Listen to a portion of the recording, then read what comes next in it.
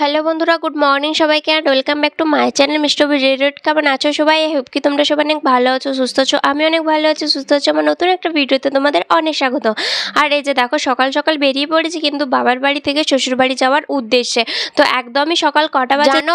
এখন হচ্ছে 5:30 থেকে 6টা এরকম বাজবে। তো ওই সময় কিন্তু ঘর থেকে বেরিয়ে এসেছিলাম, কারণ আজকে ছিল কিন্তু ভোটের রেজাল্ট। তো সেই কারণে আমরা তাড়াহুড়ো করে বেরিয়ে যাচ্ছিলাম, কারণ হচ্ছে রাস্তাতে এই আজকের দিনে অনেক মারপিট হয়। তো ওই জন্য একদম ভোর ভোর কিন্তু বেরিয়ে পড়েছি। কিন্তু ভেবেছিলাম ভোর ভোর, কিন্তু যাওয়ার সময় এই যে দেখো কত রোদ্দুর বেরিয়ে পড়েছে।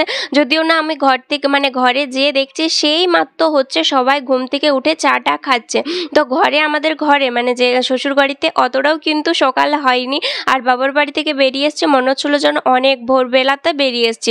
তো যাই হোক, এইদিকে দেখো এখানটাতে একটু দাঁড়িয়েছিলাম ভিডিও করার জন্য, কারণ সকালের পরিবেশটা না দেখতে খুব সুন্দর লাগছিল। আর বিশেষ করে এই বনটা, সেই জন্য দেখতেই পেয়েছিলে রিলসগুলো আপলোড করেছিলাম।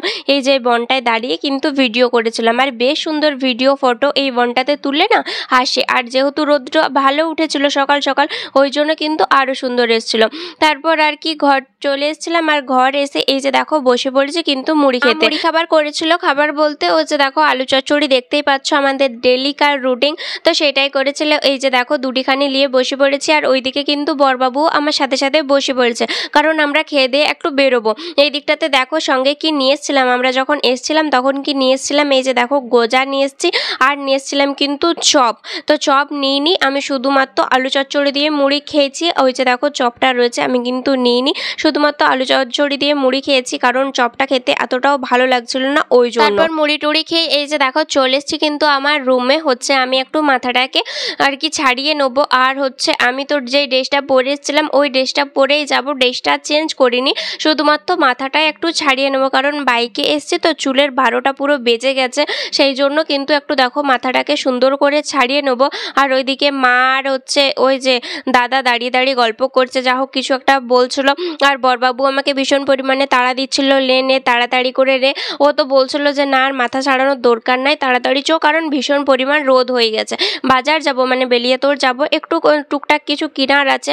আর কদিন মাত্র আছে বরবাবু, তারপরে কিন্তু চলে যাবে। ওই জন্য টুকটাক কিছু আর কি বাজার করতে যাচ্ছি।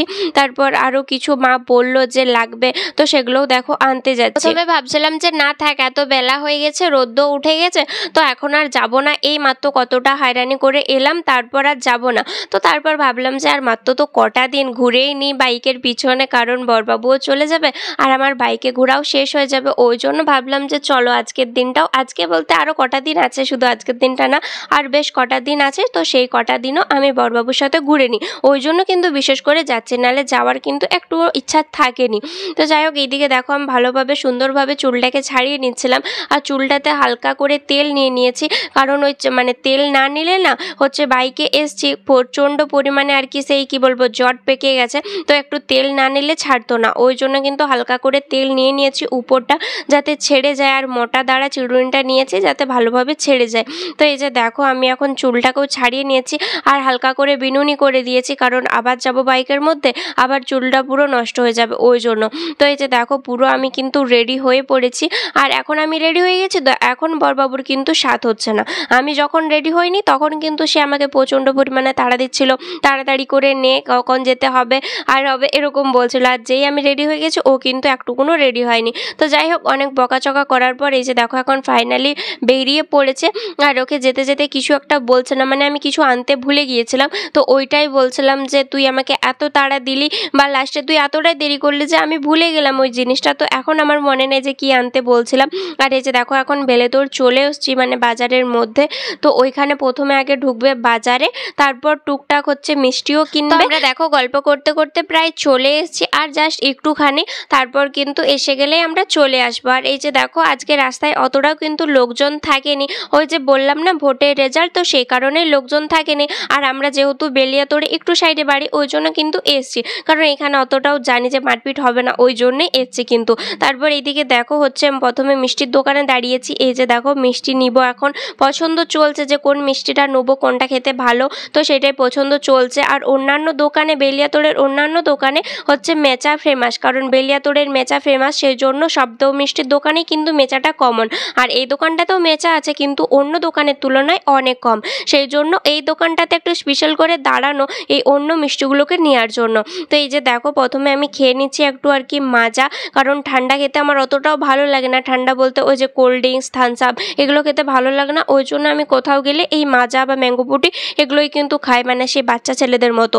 ঠান্ডা খেলেই গলা জ্বলন করে, ওই জন্য আমি কিন্তু ঠান্ডা সচরাচর সেরকম খাই না। তো এইদিকে দেখো আমি দাঁড়িয়ে দাঁড়িয়ে খাচ্ছি, আর ওইদিকে বরবাবু আর কি চলে গেছে তার বন্ধুর সাথে গল্প করতে, ওই জন্য আমি একা দাঁড়িয়ে দাঁড়িয়ে খাচ্ছি। তারপর এদিকে চলে এসছে, আর এই যে দেখো হালকা করে মিষ্টি নিয়েছি, আর নিয়েছি কিন্তু মিহিদানা। মিহিদানা খেতে আমার কিন্তু ভীষণ পরিমাণে ভালো লাগে, সেই জন্য নিয়েছি, মানে মিষ্টির থেকেও মিহিদানাটা খেতে ভীষণ পরিমাণে ভালো লাগে।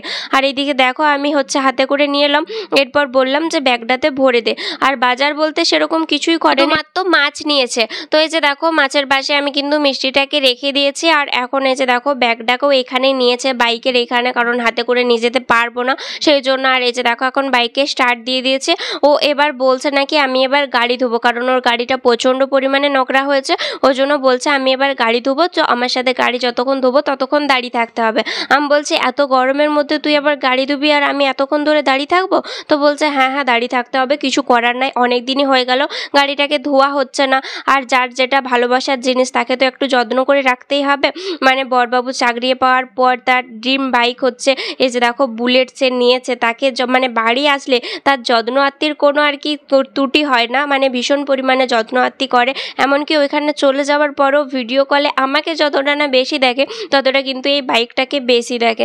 তো যাই হোক, যার যেটা ভালোবাসার জিনিস তাকে তো সেটা ভালো করে রাখেই, তো সবাই সেটা রাখে, ও হচ্ছে বাইকটা রাখে, আমি হচ্ছে ওকে রাখি। তো যাই হোক এদিকে দেখো ওর ড্রিম বাইককে এখন ভালোভাবে ধোয়ানো চলছে, আর ও দেখি দিচ্ছিল, মানে দেখিয়ে দিতে হয় না যেহেতু গাড়ি ধরে তাদের এই লোকগুলোকে অতটাও দেখিয়ে দিতে হয় না, তাও আর কি বরবাবু দেখিয়ে দিচ্ছিল। তো যাই হোক এইদিকে দেখো হচ্ছে এখন গাড়িটাকে ধোয়া যতক্ষণ চলছে ততক্ষণ কিন্তু আমরা এখানে বসেই আছি। তারপর আর ভিডিও করতে অতটা ভালো লাগছিল না, কারণ ঘর যেতে ইচ্ছা করছিল, অনেকটা পরিমাণ বেলা হয়ে গেছে তো ওই জন্য।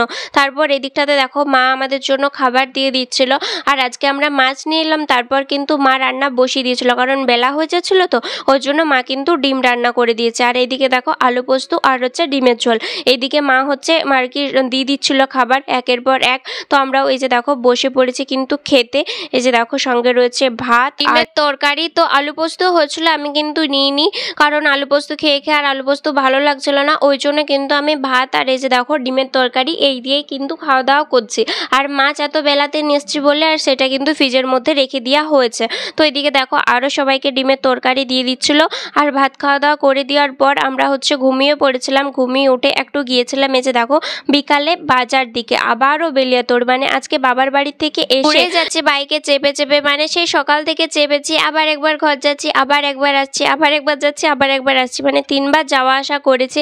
তো যাই হোক আর মাত্র কটা দিন, তো ওই জন্য বেশি বেশি ঘুরে নিয়েছি। তো আজকে একটা বিশেষ আর কি দরকারে যাচ্ছি এই যে রাত্রেবেলাতে, তো সেটা কি দরকার না দরকার সেটা সবটাই পরে বলবো। এই যে দেখো প্রথমে হচ্ছে ব্যাংকের থেকে এক গাদা টাকা তুলে নিচ্ছে, এই যে দেখো আমাকে পরপর তুলছিল আর কি গুনতে দিচ্ছিল যে তুই গুন, আর আমি তো টাকা গুনতে বেশ ভালোই পারি, একদম কাজকল্লা পারি, সেই জন্য আমাকে দিচ্ছিল। তো ওই যে দেখো ও কিন্তু টিপ ছিল আর কিন্তু লিখছিল। আর এটিএমের সত্যি কথা বলতে এটিএমের টাকা তুলতে আমি অতটা অভ্যস্ত নই, সত্যি কথা বলাটাই ভালো, তো সেই জন্য ওই তুলছিল। আর এই দিকটাতে দেখো হচ্ছে আমরা কিছু একটা জিনিস, মানে দুটো জিনিস করাতে এসেছি, তো কি জিনিস করাতে এসেছি আমি কিন্তু এখন বলবো না, কিছুদিন পর বলবো। তো ওইদিকে দেখো এখন আর কি জিনিসগুলো পুরো সম্পূর্ণ তৈরি হয়নি, পুরো তৈরি করছিল, আমরা কতক্ষণ এখানে বসে বসে অপেক্ষা করছিলাম। আর এইদিকে দেখো হাতের মধ্যে অনেকগুলো টাকা রেখেছিলাম, আর এখনই ভাবছিলাম যে এই টাকাগুলো এখনই দিয়ে দিতে হবে, এত পরিমাণ কষ্ট লাগছিল যে কি বলবো। বাবুর কষ্ট করে রোজগার করে টাকা, মানে ফৌজি বাবুর মাথার ঘাম পায়ে ফেলে রোজগার করা টাকা, সেগুলো এরভাবে চলে যাচ্ছে, সত্যিই অনেক খারাপ লাগছে। আর হচ্ছে আজকে এত টাকা ব্যাংকের থেকে তুলেছি, ফৌজি বাবুর পকেট পুরো খালি করে দিয়েছি। তো অতগুলো টাকা কি করেছি না করেছি সেটা একটা আলাদা ব্লগে বলবো। আর এদিকটাতে দেখো আমরা এখন বসে পড়েছি খেতে। আর এই যে কি খাচ্ছি বলো তো, আমি খাচ্ছি হচ্ছে চাউমিন আর হচ্ছে মোমো। প্রথমে মোমোটা খেলাম, তারপর এদিকে দেখো চাউমিনটা।